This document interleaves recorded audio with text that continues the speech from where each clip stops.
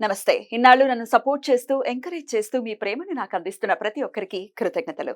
అలాగే ఈ వీడియో కూడా ఖచ్చితంగా మీకు ఉపయోగపడుతుంది. లైక్, షేర్ అండ్ సబ్స్క్రైబ్ చేసి మీ సపోర్ట్‌ని నాకు అందించండి. అలాగే ఈ వీడియో పట్ల మీకున్న అభిప్రాయాన్ని కామెంట్ సెక్షన్‌లో కామెంట్ చేసి తెలియజేయండి. ఇప్పుడు వీడియోని చూద్దాం. నమస్తే, వెల్కమ్ టు అవర్ ఛానల్. నేను పద్మిని. ప్రస్తుతంతో పాటు ప్రముఖ ఆధ్యాత్మికవేత్త, సూర్యోపాసకులు, సన్ స్పిరిచువల్ సొసైటీ ఫౌండర్, అలాగే వెజిటబుల్ థెరపిస్ట్ విక్రమాదిత్య గారు ఉన్నారు. మాట్లాడదాం. సార్ నమస్తే. సార్ సూర్యోస్మితల్లి సార్ రేపే 9వ తారీఖు మంగళవారం, ఆశ్లేష నక్షత్రం. సో కుజుడికి సంబంధించిన ఆ ఎనర్జీ చాలా ఎక్కువగా ఉండేటటువంటి రోజుగా ఖచ్చితంగా కన్సిడర్ చేయొచ్చు. కాబట్టి రేపటి రోజున ఎట్లాంటి సమస్యలు ఉన్న వాళ్ళు రేపటి రోజున ఏం చేయొచ్చు అనేది ఒకసారి మీ ద్వారా. ఇది ఆషాఢ మాసం. ఆషాఢం అనగానే అంటే ఇంతకు ముందు కొత్తగా పెళ్ళైన వాళ్ళకి ఆషాఢ మాసం ఎడబాటు ఉంటుంది.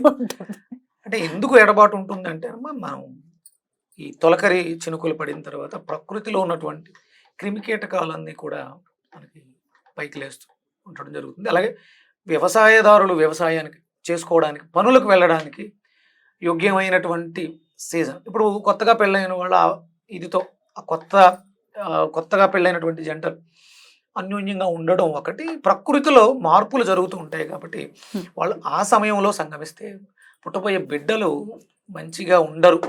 ఈ అంటే అక్కడ బీజం పడేది అదే. అందుకని అంటే నేలలో బీజం వేయటం వేరు, భౌతికమైనటువంటి దేహాల్లో బీజం వేయటం. వ్యవసాయ ఆధారితంగా ఉండేటటువంటి మన దేశంలో ఈ సమయంలోనే వ్యవసాయం ఎక్కువగా ఉండే పరిస్థితి. మరి అబ్బాయి ఎంతసేపు అమ్మాయితోటే ఉంటే ఇబ్బంది కాబట్టి కొంత పుట్టింటికి పంపటం, ఇది కూడా వన్ ఆఫ్ ద రీజన్స్. 100%. అలాగే మనకి శుక్రుడు కూడా కొంచెం నీచ స్థితిలో ఉంటారు. శుక్రుడు కొంచెం బలం కన్యలోకి వచ్చేస్తూ ఉంటాడా? అంటే ఇప్పుడు మనకి అధిక మాసాలు అటు ఇటు చూసుకున్నప్పుడు కొంచెం ఆషాఢం అనగానే ఆటోమేటిక్గా శుక్రుడు యొక్క శక్తి తక్కువ ఉంటుంది.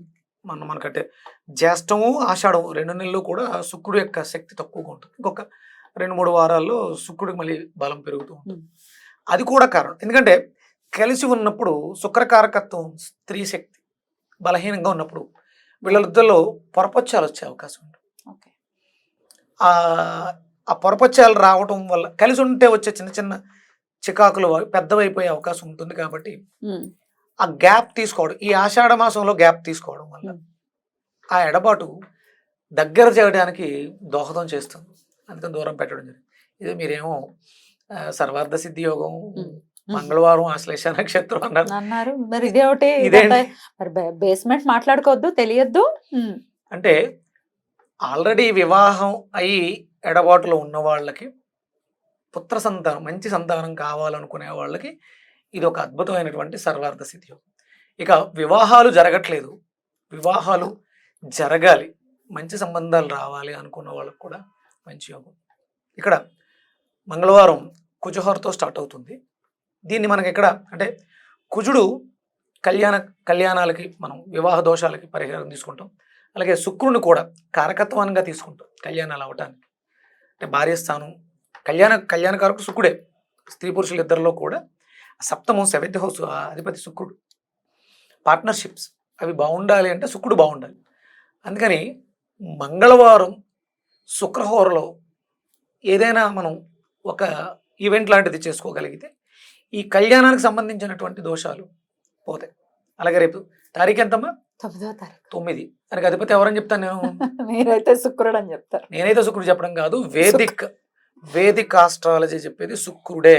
చాలా మంది 9ని కుజుడుగా భావిస్తున్నారు. మీకు సినిమా ఫీల్డ్ లో 9ని ఎక్కువ వాడుతుంటారు లక్కీ నెంబర్గా. ఇప్పుడు 9 కుజుడు అయితే ఇక్కడ ఎందుకు వాడుతున్నాం? మిలిటరీకి సంబంధించింది కుజ కారకత్వం. అక్కడ అంటే కుజుడు యుద్ధకారకుడు, శుక్రుడు కళలకు అధిపతి. ఇక్కడ 9ని వాడుతున్నారు, వాళ్ళు లక్కీ నెంబర్ 9గా తీసుకుంటున్నారంటే 100% సినిమా ఫీల్డ్లో రాణిస్తున్నారంటే శుక్రుడు బాగుండాలి, కుజుడు బాగుంటే కాదు. అందుకని 9ని ప్రామాణికంగా తీసుకోరు కదా.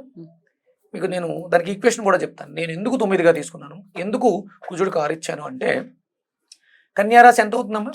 మేషం నుంచి 6. ఇక్కడ శుక్రుడికి ఇచ్చుంటే కన్యారాశిలో శుక్ర నక్షత్రం ఏదైనా ఉందా? లేదు. హస్త, చిత్త, ఉత్తర హస్త, చిత్త. ఉత్తర హస్త, చిత్త 1వ పాదం మీ కన్యలో ఉంటుంది. అంటే అది ఎవరి నక్షత్రం? కుజ నక్షత్రం. ఓకే. 9 శుక్రుడు 9 ఇచ్చాం. ధనుసు ఎన్నో రాశి అవుతుంది? 9వ రాశి. అక్కడ శుక్ర నక్షత్రం ఏముంది, ఉత్తరాషాఢ పూర్వాషాఢ, పూర్వాషాఢ అది శుక్ర నక్షత్రం. ఈ చిన్న ఈక్వేషన్ సరిపోతుంది కదా? సరిపోతుంది. షణ్ముఖుడిని 6 తలలు అని చెప్తుంటారు. మరి షణ్ముఖుడికి అదే కుజుడిని అధిదేవతగా కూడా అధిదేవత. చెప్తూ ఉంటారు. అదొక పాయింట్ కూడా కన్సిడర్ ఇంకా మనం మాట్లాడుకుంటూ వెళ్తే ఉమ్. శుక్రుడికి 9 ఎందుకు ఇవ్వాల్సి వచ్చింది, పూర్ణ సంఖ్య ఉమ్. ఉన్నట్లో లక్ష్మి. అది అధికమైనటువంటి దశలు కూడా 20 సంవత్సరాల దశ ఉమ్. పూర్ణం, ఇక దాంతో అంతకు మించి ఇంకేం ఉండదు. ఉమ్. కుజుడు అంటే ఆకలితో ఉంటాడు, ఉమ్. ఆకలి విపరీతమైన ఆకలి, యుద్ధం చెయ్యాలి, సాధించాలి, ఇదితో ఉంటాడు. 9 పూర్ణత్వం ఇచ్చేస్తుంది, శుక్రుడికి సంబంధించింది. రేపు ఉమ్. ఆశ్లేష నక్షత్రాన్ని పురస్కరించుకుని, మంగళవారాన్ని పురస్కరించుకుని శుక్రహోరలో వివాహం కావలసిన వాళ్ళు ఉమ్. శుక్రుడికి చేసుకోండి. అప్పులు కూడా కుజుడికి చెప్తూ ఉంటారు. అప్పులు కుజుడికి చెప్తారు. ఉమ్. ఉమ్. లక్ష్మీదేవి ఉమ్. శుక్రుడే కదా, ఉమ్. అందుకని సో అప్పుడు కూడా శుక్రహోర శుక్రహోరలో ఎప్పుడు ఉంటుంది ధనానికి శుక్ర? సంబంధించి ఉమ్. 6 to 7 కుజహోర, ఉమ్. 7 to 8 రవిహోర, 8 to 9 శుక్రహోర. శుక్రహోర. ఓకే. పొద్దున్న. ఆ హోరలో ఉమ్. మనం లక్ష్మీదేవిని కుజుడిని కలిపి, అంటే కుజుడికి సుబ్రహ్మణ్యేశ్వరుడికి లక్ష్మీదేవికి కలిపి మనం ఏదైనా అష్టోత్తరము సహస్రము మన ఓపిక చేసుకోవచ్చు. లేదు నేను ఒక కాంబినేషన్ మంత్రం కలిపి బీజాక్షరం ఇస్తాను, సంపుటీకరణ చేసి సంపుటీకరణ ఉమ్. చేసి దాన్ని వాడుకోండి. చెప్పండి సార్ మరి. అలాగే 6 to 7 కుజహోర కాబట్టి కుజహోర.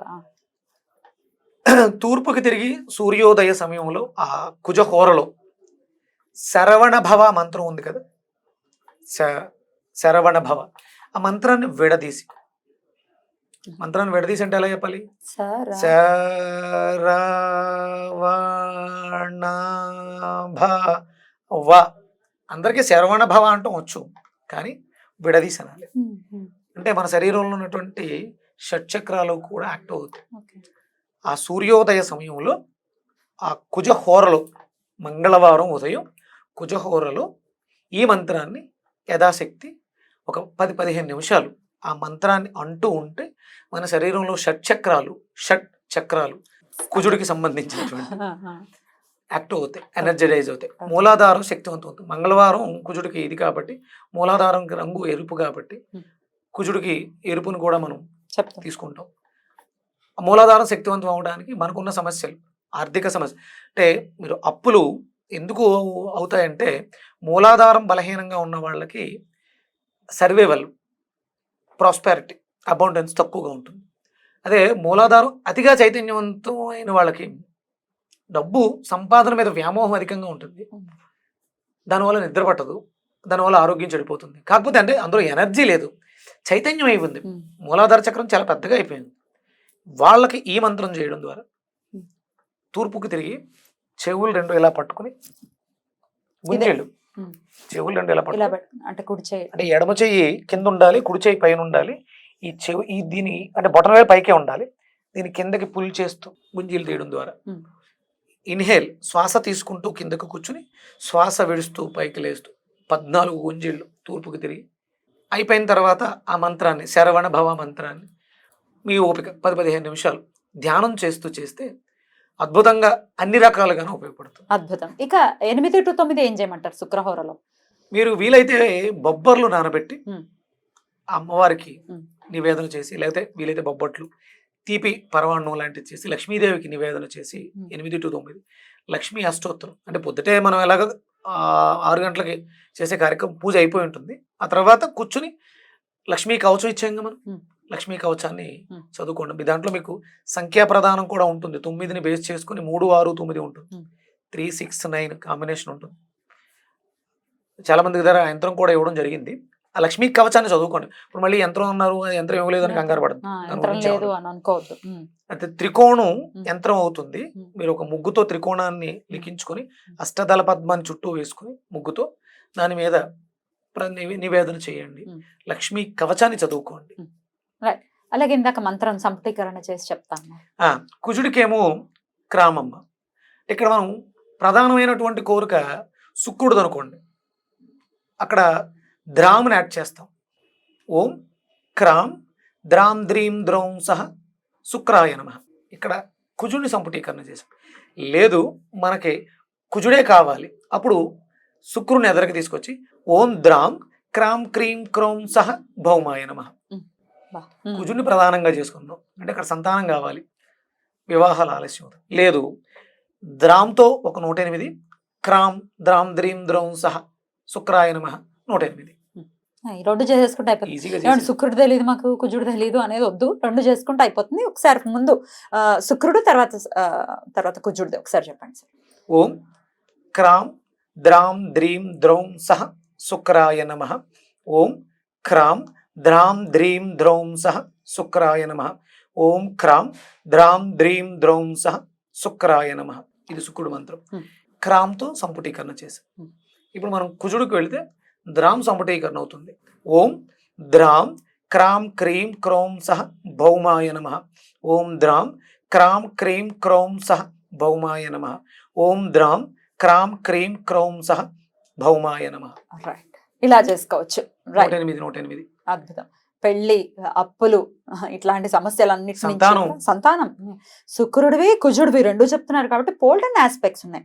అస్తమానం యాక్సిడెంట్లు అయిపోతున్నాయి, బ్లడ్ ని చూస్తున్నాం అనుకున్నప్పుడు కుజుడికి సంబంధించి, భార్యాభర్తల మధ్య సఖ్యత లేదు అనుకుంటే శుక్రుడికి సంబంధించి, అబ్బో బోల్డ్ ఆస్పెక్ట్స్ ఉన్నాయి. కాబట్టి చక్కగా రెండు చేసుకుంటే అసలు మీరు ఏ యోగం అన్నారు? అది ఇదా రేపు యోగం ఏంటి? మంగళవారం యోగం ఏంటి? సర్వార్థ సిద్ధి యోగం. సర్వ అర్థ సిద్ధి. సర్వార్థములు సిద్ధిస్తాయి. అద్భుతం సార్, చాలా బ్యూటిఫుల్ గా ఎక్స్ప్లెయిన్ చేశారు. కృతజ్ఞతలు. నమస్కారం సార్. సూర్యస్మృతి.